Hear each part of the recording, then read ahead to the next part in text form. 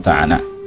Pada kesempatan sore ini kita akan mengambil ibrah dari kisah hidup seorang yang mulia, seorang yang hidup dalam keluarga sahabat.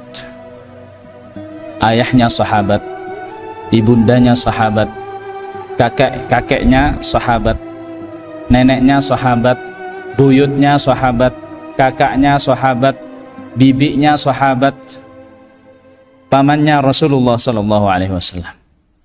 Beliau adalah Urwah ibnu Zubair,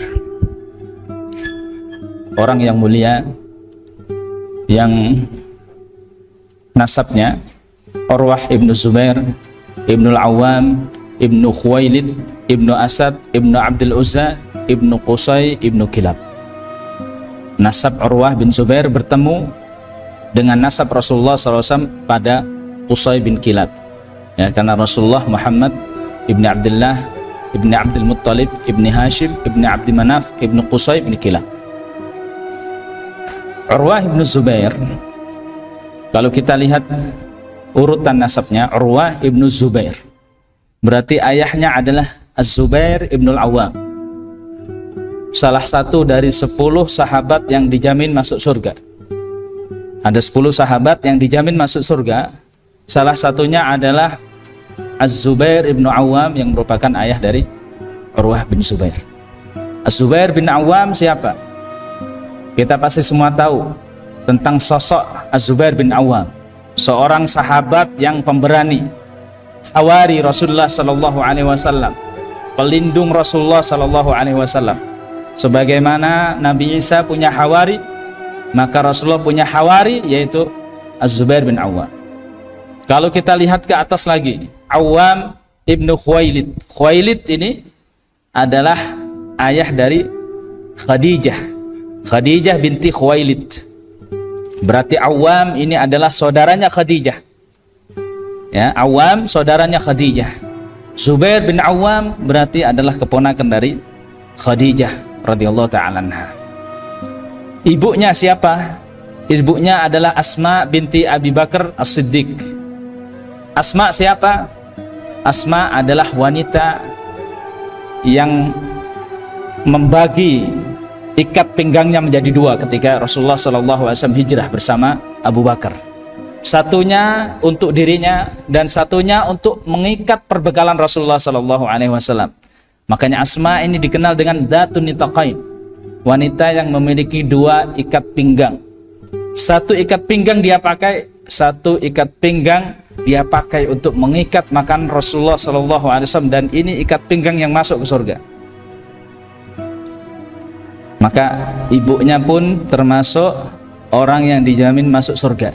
Asma binti Abi Bakar, sahabiyat, ya, kakak daripada Aisyah radhiyallahu ta'ala anha. Kalau kita lihat kakeknya, kakek dari ibundanya, yaitu Abu Bakar, manusia yang paling afdal setelah Rasulullah SAW, termasuk salah satu di antara 10 sahabat yang dijamin masuk surga, bahkan yang paling afdal di antara mereka. Khalifah Rasulullah SAW sebagai pengganti ketika Rasulullah SAW wafat. Abu Bakar, siapa yang tidak tahu keistimewaan Abu Bakar? Para sahabat semua berijma, semua sepakat bahwasanya yang paling afdal setelah Rasulullah adalah Abu Bakar. Tidak Umar, tidak Ali, tidak Utsman, tapi yang paling afdal adalah Abu Bakar. Kakek beliau, kakek Urwah dari jalur ibunya adalah Abu Bakar As-Siddiq. Tsaniyasnain, sahib Rasulullah sallallahu alaihi wasallam.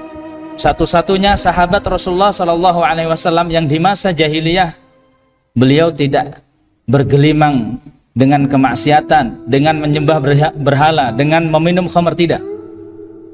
Satu-satunya manusia dari sahabat Rasulullah SAW yang mirip pribadinya dengan Rasulullah SAW, Abu Bakar As-Siddiq. Kalau kita lihat neneknya, nenek dari kakek, dari ayahnya, neneknya adalah Safiyah binti Abdul Muttalib. Safiyah binti Abdul Muttalib ibni Hashim. Neneknya adalah bibinya Rasulullah SAW, seorang wanita yang berhasil melahirkan laki-laki seperti Zubair bin Awwam. bibi Rasulullah sallallahu alaihi wasallam. Ya, termasuk di antara bibi Rasulullah yang masuk Islam, Safiyah binti Abdul Muttalib ibn Hashim. Kalau kita lihat bibinya Urwah bin Zubair siapa? Bibinya Urwah bin Zubair adalah Aisyah radhiyallahu ta'ala anha. Karena ibundanya Asma dan saudari dari Asma adalah Aisyah, maka Aisyah radhiyallahu ta'ala anha adalah bibinya Urwah bin Zubair. Aisyah siapa? Aisyah ibunda kaum muslimin, istri Nabi SAW, istri Nabi di dunia dan di akhirat, wanita yang paling faqih, wanita yang paling banyak meriwayatkan hadis dari Rasulullah SAW. Tidak dipungkiri dari sisi keilmuannya.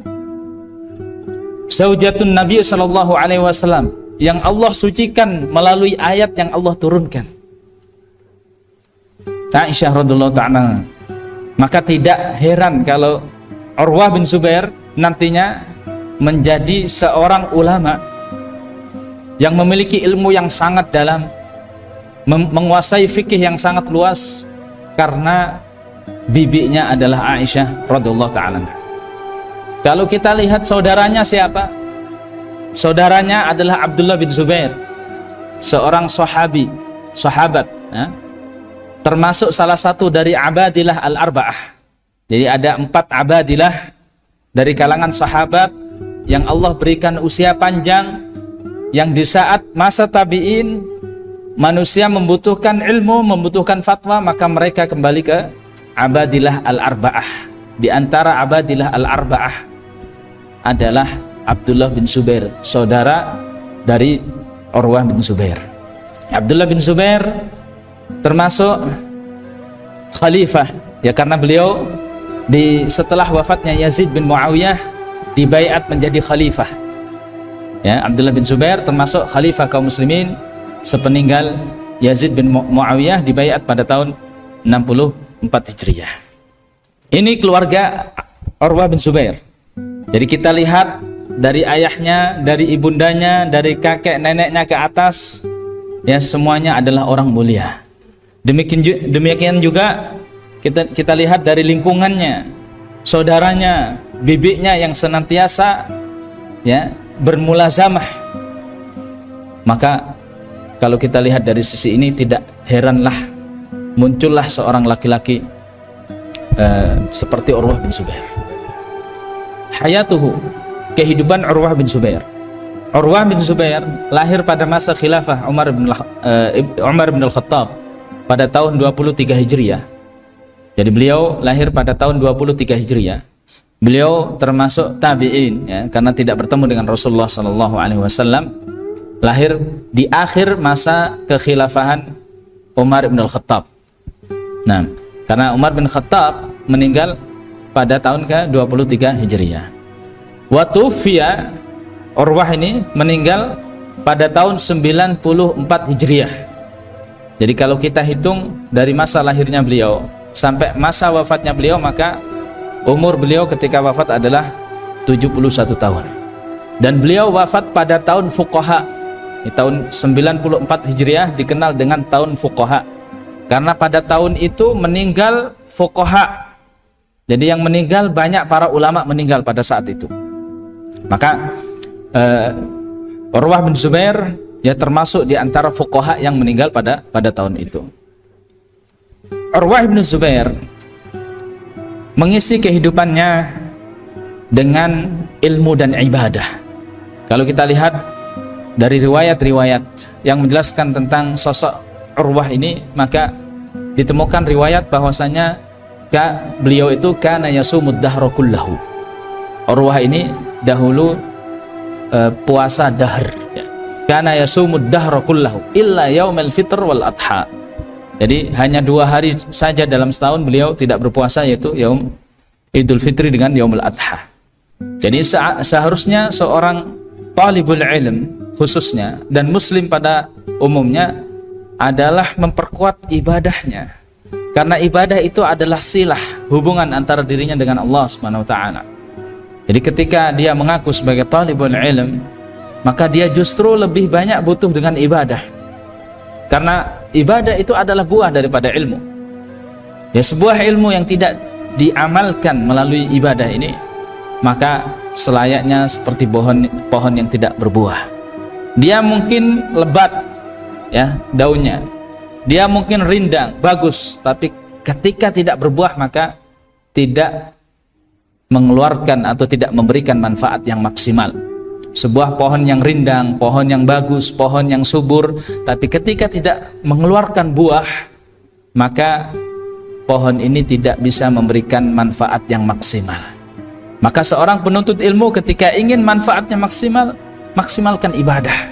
Lihat Urwah bin Zubair, ya, beliau senantiasa berpuasa. Beliau sibukkan harinya dengan berpuasa. Bahkan dalam riwayat dikatakan yasumud dahra kullahu takkid, bahwasanya yang dimaksud di sini adalah seluruh tahun, sepanjang tahun beliau berpuasa, kecuali yaum Idul Fitri dengan yaum Idul Adha. Wa kana yaqra'u rubu'al Qur'an kulla yaumin nadharan fil mushaf. Di antara ibadahnya Urwah bin Zubair, bahwasanya beliau itu setiap harinya membaca rubu'ul Qur'an, seperempat Al-Qur'an. Kalau kita lihat mushaf, maka coba mushaf itu bagi 4, 30 juz bagi 4 berarti 7,5 juz. Urwah bin Zubair setiap harinya membaca di siang hari ya 7,5 juz nadharan fil mushaf, yakni melihat, dengan cara melihat.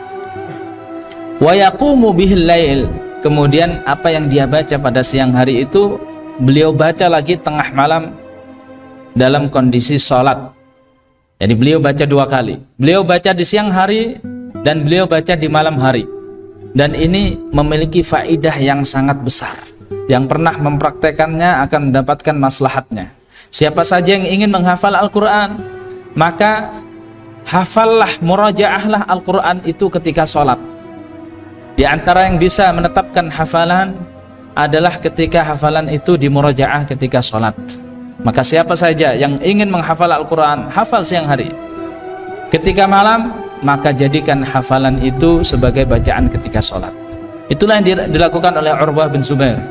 Setiap harinya beliau membaca ya seperempat dari Al-Quran dengan cara melihat, kemudian di malam hari beliau membacanya dalam sholat. Fama tarakahu, beliau tidak pernah meninggalkan kebiasaan ini. Beliau lakukan tiap harinya illa lailata quti'at rijluhu, kecuali di suatu malam ketika kaki Urwah bin Zubair ini dipotong ya, ketika beliau dalam kondisi sakit. Begitulah seorang alim, seorang abid, beliau senantiasa merasa nyaman dengan ibadah. Seorang yang berilmu, seorang yang ahli ibadah merasa lezat dengan ibadah, karena dia tidak menganggap ibadah ini sebagai beban. Justru ibadah ini adalah kenikmatannya. Dikala manusia merasakan kenikmatan dengan cara rekreasi, maka seorang abid, seorang alim merasa nikmat ketika hatinya yang berkreasi. Hatinya berkreasi ketika ibadah. Karena di saat ibadah seorang hamba bermunajat kepada Allah Subhanahu wa taala.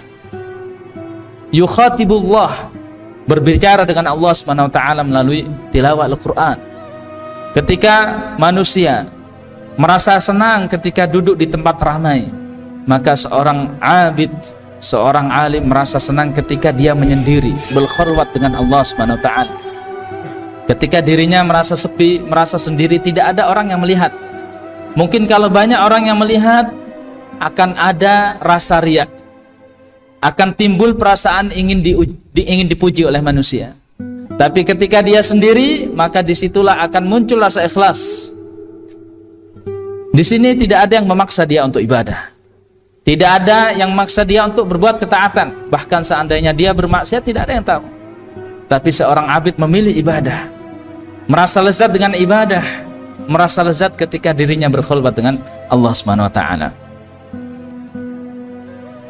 Ini dari sisi ibadah. Urwah bin Zubair dari sisi keilmuan, kana yulazimu khalatahu Aisyah radhiyallahu taala anha mulazamatan tammah akhadha minha ilmaha wa fiqhaha. Urwah bin Zubair dahulu bermulazamah kepada Aisyah. Siapa Aisyah? Aisyah adalah mahramnya. Urwah adalah mahram Aisyah. Maka Karena mahram jadi lebih dekat, tidak sebagaimana orang lain. Mahram bisa masuk dan keluar dengan rumah Aisyah radhiyallahu ta'ala, lebih dekat, bertanya setiap waktu kepada Aisyah. Bahkan dikatakan mulazamahnya, yaitu mengambil ilmunya dari Aisyah, ini adalah mulazamah tammah. Sampai-sampai beliau mengatakan tentang dirinya, dan itu beliau katakan 4 tahun sebelum wafatnya Aisyah. Beliau pernah mengatakan, "Lau matatil yaum ma nadimtu ala haditsin indaha illa waqad wa'aituhu."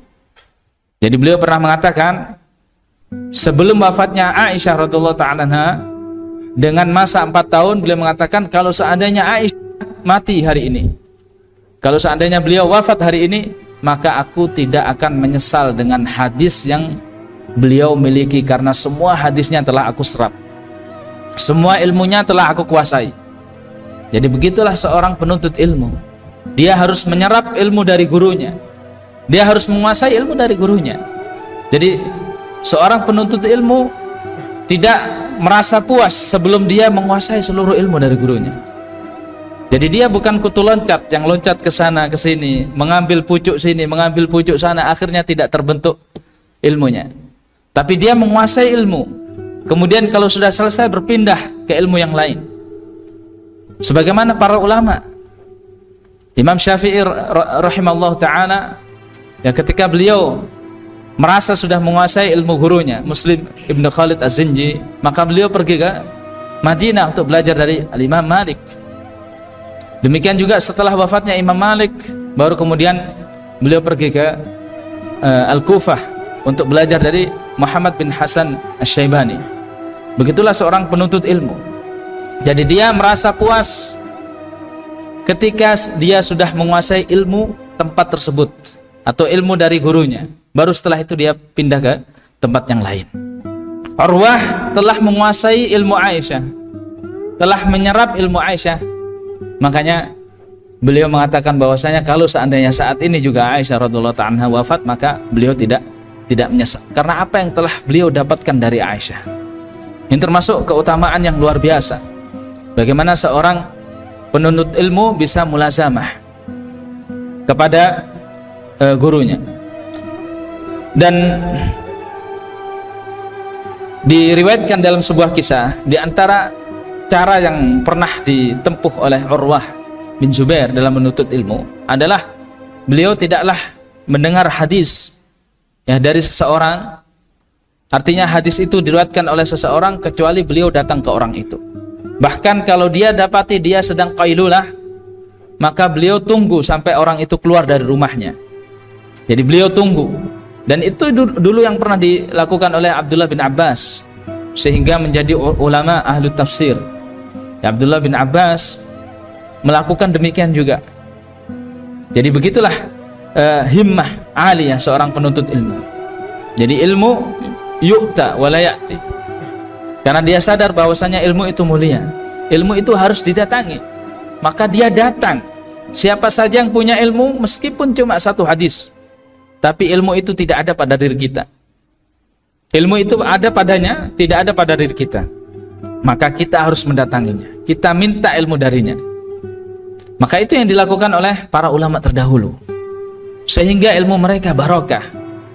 Sebagaimana yang dilakukan oleh Urwah, ketika mendapati orang tersebut sedang tidur, sedang qailulah, maka beliau menunggu sampai orang tersebut pulang. Di antara keistimewaan Urwah bin Zubair, beliau adalah ahadul fuqaha as-sab'ah bil Madinah. Jadi beliau termasuk salah satu dari 7 fuqaha di Madinah. Kenapa dikatakan fuqaha sab'ah? Ya karena pada masa itu 7 fuqaha ini adalah 7 fuqaha yang dibutuhkan oleh umat pada masa itu di Madinah. Dan Umar bin Abdul Aziz mengumpulkan mereka. Ketika Umar bin Abdul Aziz diangkat menjadi gubernur, maka Umar bin Abdul Aziz mengumpulkan mereka semua dan mengatakan, saya tidak akan memutuskan sebuah perkara kecuali kalian semua menyaksikan perkara itu. Maka terkenal dengan al-fuqaha as-sab'ah. Di antara mereka adalah Urwah bin Zubair. Ini menunjukkan tentang kemampuan ilmiah seorang Urwah yang layak disandingkan dengan fuqaha yang lain, ya, semacam Kharijah bin Zaid, semacam Salim bin Abdullah bin Umar, dan fuqaha sab'ah yang lain, Sa'id bin al-Musayyib. Nah, Urwah bin Zubair, di antara kisah yang masyhur adalah kisah ketika Urwah bin Zubair dan saudara-saudaranya yang lain, yaitu Abdullah bin Zubair dan Mus'ab bin Zubair, sedang duduk-duduk di Ka'bah. Jadi Urwah, kemudian Mus'ab bin Zubair, kemudian Abdullah bin Zubair, ditambah lagi Abdul Malik ibnu Marwan dan Abdullah ibnu Umar. 5 orang ini duduk-duduk di Ka'bah. Apa yang mereka lakukan? Apakah mereka gibah? Na'udzubillah. Apakah mereka ngobrol perkataan yang sia-sia? Tidak. Coba lihatlah para ulama kita, para pendahulu kita, ketika mereka berkumpul, maka yang mereka bicarakan adalah sesuatu yang mulia. Maka Mus'ab bin Zubair mengatakan kepada mereka semua, tamannau, berangan-anganlah. Ya, kita sekarang berada di sisi Ka'bah, berangan-anganlah, karena bisa jadi angan-angan kita akan dikabulkan oleh Allah Subhanahu wa taala. Maka mereka mengatakan, ibda anta ya Mus'ab, kamu dulu yang berangan-angan. Apa angan-anganmu? Coba kita lihat angan-angan mereka. Mus'ab bin Zubair mengatakan, atamanna mulka al-Kufah atamanna mulkal Iraqain. Aku berangan-angan mulk, yaitu kekuasaan Iraqain. Al-Iraqain yang dimaksud di sini adalah Al-Kufah wal Basrah. Jadi yang dimaksud di sini adalah 2 kota besar di Irak, yaitu Kufah dan Basrah. Mus'ab mengatakan, atamanna mulka Iraqain. Aku berangan-angan untuk menguasai Kufah dan Basrah. Wazzawad min imra'atain, dan menikahi 2 wanita. Luar biasa, angan-angan saja langsung 2 wanita. Aisyah binti Talhah wa Sukainah bintil Husain.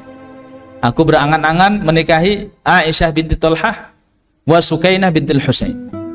Jadi ada angan-angan yang berkaitan dengan kekuasaan dan angan-angan yang berkaitan dengan istri. Baik. Kemudian yang kedua siapa? Wa tamanna Abdullah bin Zubair al-khilafah. Kemudian Abdullah bin Zubair berangan-angan khilafah wa mulkal Hijaz. Abdullah bin Zubair berangan-angan khilafah, berangan-angan untuk menjadi khalifah, dan berangan-angan kekuasaan Hijaz. Ya, Hijaz itu meliputi Makkah dan Madinah. Wa tamanna Abdul Malik ibnu Marwan al-khilafah wa mulkad dunya. Subhanallah, kita lihat. Jadi Abdul Malik bin Marwan berangan-angan khilafah dan juga menguasai seluruh dunia. Wa tamanna Urwah ibnu Zubair an yu'khadha anhu al-ilm. Urwah bin Zubair berangan-angan supaya diambil darinya ilmu. Kalau kita lihat angan-angan 4 orang ini, ya, ada yang berkaitan dengan kekuasaan, ada yang berkaitan dengan wanita, ada yang berkaitan dengan ilmu. Apakah kita mengira ketika mereka berangan-angan tentang kekuasaan, mereka akan menzalimi manusia dengan kekuasaan? Tidak. Mereka berangan-angan tentang kekuasaan karena mereka tahu bahwasannya maslahat tidak akan bisa terlaksana tanpa kekuasaan. Orang yang punya cita-cita tinggi tapi dia tidak punya kekuasaan apa-apa, tidak bisa apa-apa. Mau memakmurkan rakyat, dia tidak punya kekuasaan, tidak bisa. Maka harus ada kekuasaan. Makanya nanti ketika mereka betul-betul Allah berikan kekuasaan, yang terjadi adalah kemakmuran merata di mana-mana. Ketika Mus'ab misalkan menginginkan menikah dengan 2 wanita sekaligus, apakah yang kita pikirkan bahwasannya hanya syahwat belaka? Tidak. Ya. Para ulama terdahulu, para pendahulu kita, himmahnya lebih tinggi daripada itu. Ya, mereka menginginkan yang lebih baik dari itu, yaitu menginginkan keturunan yang soleh dan solehah. Lihat 2 wanita ini siapa? Aisyah binti Talha. Talha siapa? Talha bin Ubaidillah, salah satu dari 10 yang dijamin masuk surga. Berarti ini adalah wanita yang mulia, putri daripada orang yang mulia. Sukainah bintil Husain siapa? Husain ibnu Ali ibn Abi Talib, cucu Rasulullah SAW. Berarti ini adalah ahlul bait, putri daripada orang soleh. Kemudian ketika Urwah bin Zubair mengatakan an yu'khadzal anhul ilm, supaya ilmu diambil darinya, apa yang diinginkan? Apakah kira-kira supaya populer, supaya terkenal, supaya dikatakan syekh, dikatakan ustadz, dikatakan orang berilmu? Tidak. Supaya dia memiliki pahala yang terus mengalir. Karena ilmu itu termasuk di antara amalan yang pahalanya terus mengalir, bahkan setelah wafatnya seseorang. Idza matal insan inqata'a amaluhu illa min salas. Kalau manusia meninggal, semua manusia tanpa terkecuali, maka terputuslah amalannya kecuali 3 hal. Shadaqatun jariyah, au ilmun yuntafa'u bih, au waladun salih yad'u lah. Jadi sedekah jariyah, wakaf, harta yang diwakafkan, kemudian wakaf itu terus dimanfaatkan, maka pahala terus mengalir meskipun orang itu sudah tiada. Ilmu yang bermanfaat, ilmu yang diamalkan, yang diajarkan, kemudian diamalkan oleh manusia, maka selama ilmu itu dimanfaatkan, diamalkan dan diajarkan dan seterusnya, maka pahalanya akan terus mengalir ke orang yang mengajarkannya sebelumnya. Awaladin salih yad'ulah, demikian juga anak saleh. Selama anak ini masih hidup terus mendoakan orang tuanya, maka pahalanya akan terus mengalir. Maka Urwah memilih jalan ilmu karena akan mendatangkan pahala yang terus mengalir. Maka disitulah himmah talibul ilm. Jadi dia belajar yang pertama supaya dia tahu, li raf'il jahli an nafsihi, untuk mengangkat kebodohan dari dirinya, supaya dia bisa beribadah kepada Allah Subhanahu wa taala ala bayyinah, ala basirah. Jadi bukan menerka-nerka ibadahnya, bukan ngikut, bukan karena adat, bukan, tapi ibadahnya berdasarkan dengan dalil. Ketika dia sudah tahu, maka dia menginginkan bahwasannya ilmunya ini terus mengalirkan transferan pahala kepada kita. Maka bagaimana cara diajarkan ke orang lain? Ketika dia sudah tahu, dia ajarkan ke orang lain supaya apa? Supaya pahala ini terus mengalir, tidak berhenti pada dirinya. Maka Urwah menginginkan an yu'khadha anhu ilmu.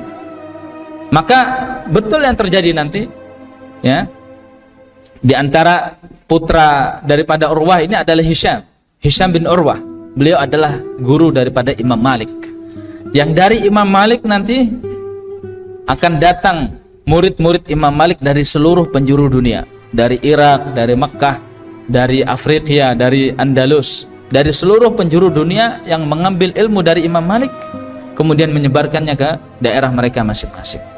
An yu'khadha anhul ilm. Ini adalah cita-cita yang mulia. Jadi siapapun yang berilmu, yang menguasai ilmu, maka jangan jadikan ilmunya, ya, sebagai alat untuk mendapatkan rezeki saja. Jangan jadikan ilmunya sebagai alat untuk mengais sesuap nasi, mengais rupiah. Ini adalah tujuan yang rendah. Karena tujuan ini akan selesai, ya, begitu uang yang dihasilkan habis, begitu umur kita tiada. Ini tujuan dunia, tidak akan kita bawa mati. Tapi jadikan tujuan yang utama adalah untuk bisa menjadikan amalannya terus mengalir, pahalanya terus mengalir, yaitu dengan cara diajarkan. Maka ajarkan secara ikhlas, ajarkan karena lillahi ta'ala. Kemudian yang kelima, yaitu Abdullah bin Umar. Ketika diminta untuk berangan-angan, maka apa yang dikatakan? An yughfara lahu. Jadi Abdullah bin Umar berangan-angan supaya diampuni dosanya. Maka rawi mengatakan 4 orang tadi sudah terbukti bahwasanya Allah kabulkan angan-angannya. Mus'ab bin Zubair menjadi gubernur di Irak, ya, menguasai Kufah dan Basrah ketika di masa khilafahnya saudaranya Abdullah bin Zubair, dan menikahi 2 wanita tadi, Aisyah binti Talhah wa Sukainah binti Al-Husain. Kemudian Abdullah bin Zubair, ya, terbukti Allah kabulkan angan-angannya menjadi khalifah setelah wafatnya Yazid bin Muawiyah ibn Abi Sufyan. Kemudian Abdul Malik bin Marwan juga menjadi khalifah, ya, sepeninggal wafatnya ayahnya Marwan bin Hakam. Dan Urwah bin Zubair terbukti bahwasanya ilmunya mengalir terus. Dan Abdullah bin Umar sekarang, maka rawi mengatakan la'allahu, ya, mudah-mudahan saja Abdullah bin Umar diampuni dosanya. Karena ampunan ini bukanlah sesuatu yang nyata, bukanlah sesuatu yang bisa dilihat dengan mata kita. Kalau kekuasaan bisa dilihat, pernikahan bisa dilihat, tapi ampunan apakah bisa dilihat? Tapi ternyata cita-cita yang paling tinggi adalah cita-citanya Abdullah bin Umar, ampunan. Ketika dia sudah diampuni dosanya di surga, di akhirat, maka jalan selanjutnya adalah surga. Ini adalah cita-cita tertinggi. Maka seorang akan mengetahui kualitas dirinya dari cita-cita yang dia citakan. Apa yang dia pikirkan? Apakah yang dia pikirkan hanya mengisi perutnya saja? Apakah yang dia pikirkan hanya sebatas, ya, kenikmatan yang dia saksikan dengan matanya, atau kelezatan yang dia rasakan dengan lidahnya, ataukah cita-citanya sampai ke akhirat? Kalau cita-citanya sampai ke akhirat, maka ketahuilah bahwasanya manusia ini memang manusia yang kualitasnya bagus, ya, kualitas bagus. Sebagaimana Abdullah bin Umar, ya, cita-citanya adalah supaya Allah mengampuni dosanya. Kisah yang kedua adalah kisah tentang musibah yang dialami oleh Urwah bin Zubair.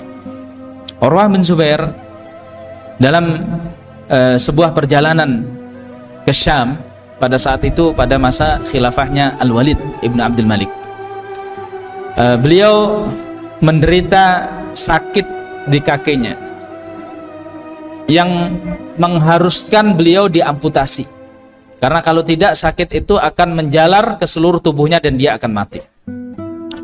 Maka Khalifah Walid bin Abdul Malik menawarkan, ya Urwah, kakimu harus diamputasi, maka minumlah minuman, ya, semacam khamr, supaya kamu tidak merasakan sakit ketika kakimu dipotong. Maka apa yang dikatakan Urwah? Apakah Urwah menerima? Karena ini adalah kondisi darurat, ya, mungkin pada masa kita bius, ya. Jadi Urwah ditawari untuk minum minuman yang menghilangkan akalnya sehingga dia tidak sadar. Urwah mengatakan tidak, akalku tidak boleh tidak sadar, karena kalau tidak sadar berarti dia akan lupa dengan Allah Subhanahu wa taala. Maka Urwah mengatakan, tunggu, silakan kalian potong kakiku setelah aku takbir Allahu Akbar. Maka Urwah pun sholat. Ketika dia takbir Allahu Akbar, maka dipotonglah kakinya, tidak terasa, ya. Bahkan Walid bin Abdul Malik tidak merasa, karena tidak terdengar suara teriakan sakit, tidak. Baru kelihatan setelah kakinya Urwah ini dimasukkan di minyak yang panas, ya, ini supaya darah itu cepat kering, cepat membeku. Ketika kakinya ini dimasukkan di minyak yang panas dan tercium bau seperti daging yang digoreng, maka Walid Khalifah tahu bahwasanya amputasi sudah selesai. Dan pada saat itu Urwah bin Zubair langsung pingsan. Coba kita lihat sahabat tabi'in Urwah bin Zubair. Dalam kondisi semacam ini beliau tidak merasakan sakit, padahal kakinya dipotong. Karena beliau merasakan lezatnya sholat, merasakan nikmatnya sholat, dan itu membuatnya dia lupa dengan apa yang terjadi di sekitarnya. Bahkan kaki dipotong pun dia tidak terasa. Bandingkan dengan kita, ya, di saat sholat, maka semua hal yang kita lupa sebelum sholat, semuanya kita ingat. Kalau Urwah, semua yang dia ingat sebelum sholat dia lupa, karena sekarang fokus dengan sholat. Tapi kalau kita, semua hal yang kita lupakan ketika sholat semuanya ingat. Kunci yang hilang ingat, ya, ada SMS yang belum kita jawab ingat, dan sebagainya. Karena ini adalah waswas dari syaitan. Syaitan itu senantiasa mengingatkan kita, terutama ketika sholat, supaya kita tidak khusyuk dalam sholatnya. Makanya dalam sebuah riwayat yang unik ya, dari Abu Hanifah. Abu Hanifah adalah seorang ulama yang terkenal dengan kecerdasannya. Beliau didatangi oleh seseorang yang menanyakan, "Ya Abu Hanifah, aku kehilangan sesuatu." Aneh orang ini ya, datang ke Abu Hanifah minta tolong carikan sesuatu yang hilang. Apakah dia tidak tahu Abu Hanifah ini siapa? Abu Hanifah faqih, bukan dukun ya. Tapi orang ini ya namanya orang awam datang ke Abu Hanifah, tanya, "Ya Abu Hanifah, aku kehilangan sesuatu." Maka apa yang dikatakan Abu Hanifah? Sholatlah. Abu Hanifah menyuruh orang ini sholat. Ya, maka ketika orang ini pulang, ya di malam hari orang ini sholat. Kemudian esok hari datang ke Abu Hanifah mengatakan, "Ya Abu Hanifah, aku sudah temukan apa yang hilang."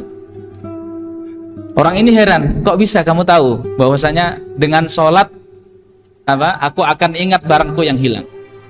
Maka Abu Hanifah mengatakan, "Aku tahu bahwasanya setan tidak akan meninggalkan kamu khusyuk dalam sholat. Maka dia ingatkan ya sesuatu yang kamu lupa ketika sholat." Nah, maka begitulah setan. Kadangkala kita lupa, kemudian ketika pas sholat baru ingat. Tapi jangan dicoba ya. Kalau kita kehilangan sesuatu, sholat dengan niat supaya barang itu ditemukan, jangan. Sholatlah lillahi ta'ala.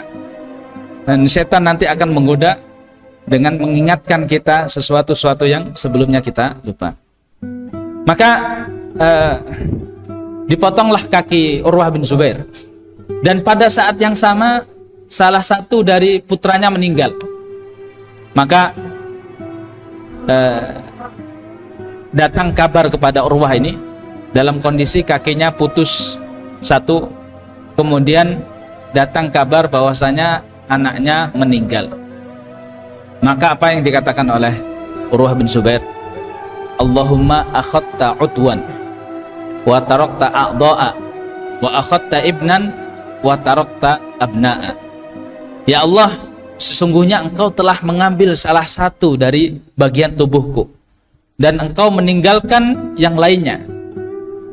Aku punya 4 ya, 2 kaki dan 2 tangan, kamu cuma ambil 1 dan engkau sisakan yang lainnya, yaitu 3 pada diriku. Wa akhadta ibnan, dan engkau telah ambil 1 anakku dan engkau sisakan anakku yang banyak. Akhadta wahidan wa tarakta sittan. Urwah punya 7 anak, diambil 1 oleh Allah Subhanahu wa taala dan yang 6 masih hidup. Wala in akhadta faqad tarakta. Jadi kalaupun engkau ambil ya Allah, maka sungguh yang engkau tinggalkan lebih banyak. Kalaupun engkau uji diriku dengan musibah, maka sungguh selama ini engkau berikan aku afiat. Maka orang yang berpikiran seperti pikirannya Urwah ini, akankah dia akan putus asa? Akankah dia akan sedih? Tidak. Karena dia tahu meskipun Allah uji dia dengan musibah, ketahuilah bahwasannya musibah ini dibandingkan dengan sebelum musibah, maka mana yang lebih lama? Mana yang lebih banyak? Musibah yang dia timpa, kehilangan putra, dengan putra yang Allah berikan kepadanya, mana yang lebih banyak? Musibah sakit, bahkan sampai dipotong kakinya, dengan apa yang Allah berikan kepada kita, penglihatan, pendengaran, rasa, dan sebagainya, maka mana yang lebih banyak? Bahkan kalau seandainya semua musibah menimpa kita, na'udzubillah ya, seperti yang terjadi pada Nabi Ayub, anaknya meninggal, hartanya habis, tapi Allah sisakan iman dalam hatinya, maka itu sudah cukup untuk kita bersyukur. Karena tidak ada nikmat yang lebih besar daripada nikmat iman. Seandainya seluruh dunia ini dicabut oleh Allah Subhanahu wa taala, pangkat kita dicabut, jabatan kita dicabut, harta kita dicabut, kesehatan dicabut, tapi Allah tetapkan iman, maka sungguh nikmat iman saja ini mengalahkan seluruh musibah yang ada. Maka kita tetap wajib bersyukur kepada Allah Subhanahu wa taala. Nah, fadal.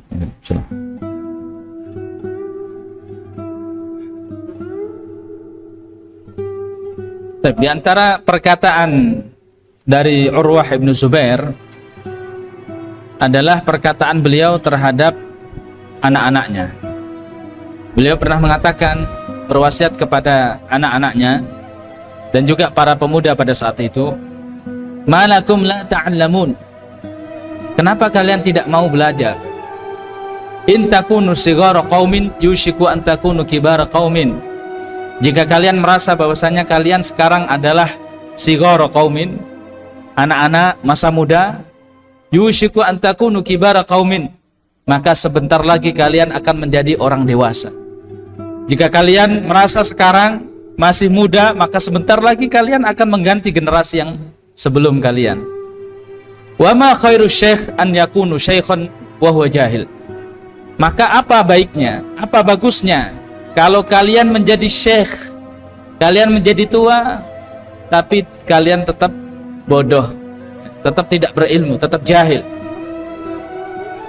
Ra'aituni qabla mauti Aisyah bi arba'i hijaj wa an aqul law matatil yawma dan ma nadimtu ala haditsin indaha illa wa qad wa'aituhu. Lihat aku, kata Urwah, dan ini bukan termasuk membanggakan diri ya, ini termasuk tahaddus bin ni'mah. Urwah menunjukkan contoh dan itu dirinya sendiri. Lihat aku ya, ketika Aisyah radhiyallahu ta'ala anha 4 tahun sebelum beliau meninggal, maka aku mengatakan kalau seandainya hari ini Aisyah meninggal, maka aku tidak akan menyesal terhadap ilmunya Aisyah, karena semuanya telah aku kuasai. Walaqad kana yablughuni 'anis sahabil hadis fa'atih. Sungguh kalau ya, laqad kana ya, pernah sampai kepadaku sebuah hadis dari seorang sahabat, maka aku pun datang kepadanya. Fa'ajiduhu qad qala, maka aku menemui dia dan dia dalam kondisi sedang qailulah. Fa'ajlisu ala babihi, maka aku pun duduk di depan pintunya. Tsumma as'aluhu anhu, ketika dia sudah bangun, sudah keluar dari rumahnya, maka aku pun bertanya kepadanya. Ini nasihat yang sangat berharga dari seorang yang sudah pernah mencoba ya. Jadi Urwah bin Zubair pernah muda. Urwah bin Zubair pernah merasakan manisnya menuntut ilmu. Maka beliau mengatakan kepada anak-anaknya dan juga kepada para pemuda pada waktu itu, kenapa kalian tidak mau belajar? Apakah kalian mengandalkan para ulama yang ada sekarang? Kalau kalian merasa sekarang masih muda, masih belum dibutuhkan, jangan lantas perasaan itu membuat kalian tidak mau belajar. Justru ini adalah kesempatan. Ketika kalian belum disibukkan dengan mengajar, ketika kalian belum disibukkan dengan permasalahan umat, maka sibukkan diri kalian dengan belajar. Karena sebentar lagi generasi yang ada sekarang yang akan bergeser, dan nanti yang menggantikan adalah kalian. Maka apa fungsinya, apa manfaatnya ketika kalian sudah ya, dibutuhkan oleh umat, sudah waktunya kalian tampil tetapi kalian masih jahil. Ini nasihat yang sangat berharga. Kita mungkin melihat diri kita ini siapa. Kalau kita lihat ulama-ulama, kalau kita melihat guru-guru kita, para ustadz-ustadz kita, memang kita bukan siapa-siapa. Tapi jangan membuat kita putus asa untuk menuntut ilmu, karena justru ini adalah kesempatan bagi kita. Sebelum ya Allah sibukkan kita dengan sesuatu yang lain, dengan permasalahan umat, sebelum Allah tampakkan kita ya, Allah jadikan kita misalkan terkenal, banyak jam ngajarnya, banyak jam terbangnya, maka sibukkan diri kita dengan ilmu, sibukkan dengan membaca, dengan mutala'ah, dengan mudzakarah, dengan hifdz, dengan murajaah. Berikan waktu yang banyak, porsi yang sangat banyak untuk belajar.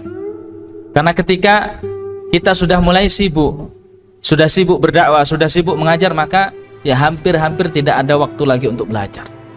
Ini kenikmatan antum para ya, pemuda, para thalabul ilm. Kesempatan bagi antum untuk belajar sekarang. Gali ilmu sedalam-dalamnya, kuasai ilmu. Ya, kuasai. Maka ketika tiba waktunya nanti, ketika generasi yang ada sekarang sudah berpindah ke alam yang lain, ketika waktunya kalian tampil, maka umat mendapatkan apa yang mereka butuhkan, yaitu ilmu antum. Umat tidak membutuhkan gagah-gagahnya antum, tidak. Umat tidak membutuhkan ganteng-gantengnya antum, tidak, bukan. Tapi yang umat butuhkan adalah ilmu antum. Ya, ketika antum berilmu dan ilmu itu bisa dimanfaatkan untuk permasalahan umat, maka itulah ya yang dibutuhkan oleh umat. Baik. Kemudian di antara perkataan Urwah bin Zubair, beliau mengatakan, "Idza ra'aita ar-rajul ya'malul hasanah fa'lam anna laha 'indaha akhawat." Kalau kalian melihat seseorang melakukan satu kebaikan, jika kalian lihat satu orang ya atau seseorang, ya siapa saja orang itu, melakukan satu kebaikan, maka ketahuilah bahwasanya ada kebaikan yang lain. Ya. Yang kita lihat cuma satu, tapi ketahuilah bahwasanya dia memiliki kebaikan yang lain. Wa idza ra'aitahu ya'malu sayyi'ah fa'lam anna laha indahu akhwat. Kalau kalian lihat seseorang yang melakukan satu keburukan, maka ketahuilah bahwasanya dia juga punya keburukan yang lain. Fa innal hasanah tadullu ala ukhtiha wa inna sayyi'ah tadullu ala ukhtiha. Karena satu kebaikan menunjukkan kebaikan yang lain, berarti orang ini memiliki kebiasaan yang baik. Satu yang Allah tampakkan, tetapi ada banyak kebaikan yang tersembunyi, yang itu antara dirinya dengan Allah Subhanahu wa taala. Kebaikan yang dia rahasiakan, tapi ketahuilah bahwasanya dia punya banyak kebaikan. Tapi ketika kita tahu seseorang mempunyai keburukan, maka ketahuilah bahwasanya dia memiliki keburukan yang banyak selain keburukan yang Allah tampakkan. Bisa jadi ya Allah tampakkan satu keburukan untuk menjadi ibrah supaya dia mau bertobat atau tidak. Allah tidak tampakkan semuanya, Allah hanya tampakkan satu, menjadi pengingat bahwasanya ini loh, Allah sudah buka aibmu satu, maka bertobatlah segera. Kalau tidak, maka semua aib-aibmu yang lain akan Allah buka. Karena seperti kata pepatah ya, seperti apapun baiknya kita menutup bangkai, maka pasti akan tercium juga. Aib itu seperti bangkai yang baunya sangat menyengat, tapi Allah tutup. Tapi ketika Allah buka, ya, maka aib itu akan diketahui oleh manusia.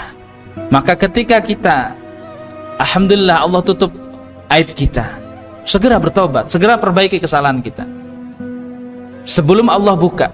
Ketika ada yang terbuka satu dari keburukan kita, maka segera tobat, segera perbaiki sebelum keburukan yang lain pun juga Allah buka. Kemudian perkataan beliau yang lain, wal takun kalimatuka thayyibah. Jadi Urwah mengatakan, jadikanlah perkataanmu perkataan yang baik. Wal yakun wajhuka baston, dan jadikan wajahmu wajah yang ceria, wajah yang cerah, bukan wajah yang muram. Takun ahabba ilan nas mimman yu'tihim al-ata. Jadi kalau perkataanmu perkataan yang baik, wajahmu wajah yang menyenangkan, tidak muram, maka engkau akan menjadi orang yang dicintai oleh manusia. Meskipun kamu tidak memberi, bahkan lebih dicintai daripada orang yang memberi, tapi tidak baik perkataannya dan juga tidak indah wajahnya. Ini sesuai dengan ya, perkataan qala qail ya, ahsin ilan nas tasta'bid qulubahumu. Jadi kalau kalian berbuat baik kepada seorang, maka engkau menjadikan hati mereka sebagai hamba bagimu. Ya, artinya menunjukkan akhlak yang baik kepada manusia, ini akan berefek yang sangat baik ya bagi muamalah kita dengan mereka. Khususnya kita misalkan yang mana berada di daerah yang mungkin kita tidak sama dengan orang yang lain. Ya, mungkin kita tidak sepaham dengan mereka, tapi tunjukkan akhlak Islam, akhlak seorang muslim. Tunjukkan akhlak itu melalui perkataan kita. Berkatalah perkataan yang lembut ya, perkataan yang baik. Perkataan yang baik dikatakan baik ketika yang pertama isinya baik. Apakah cukup isinya baik saja? Tidak. Cara penyampaiannya pun juga baik.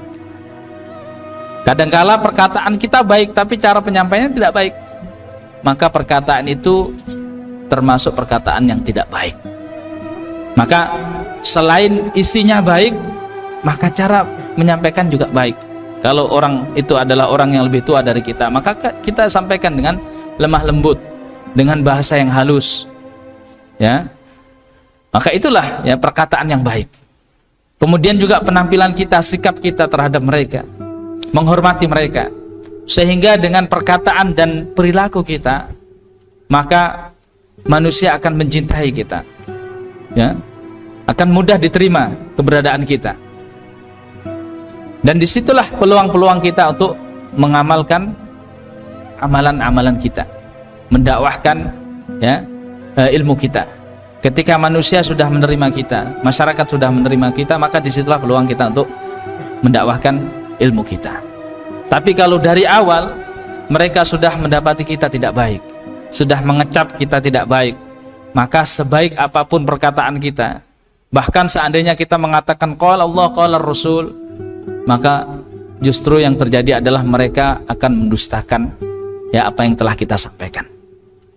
Karena dari awal mereka sudah ya menutup pintu hati mereka. Maka bukalah pintu hati itu dengan akhlak, bukalah pintu hati itu dengan senyuman, bukalah pintu hati itu dengan tutur kata yang lembut. Ketika pintu hati itu sudah terbuka, maka di situ masukkan kita hidayah, masukkan kita nasihat, masukkan kita dalil. Mereka insya Allah akan menerima.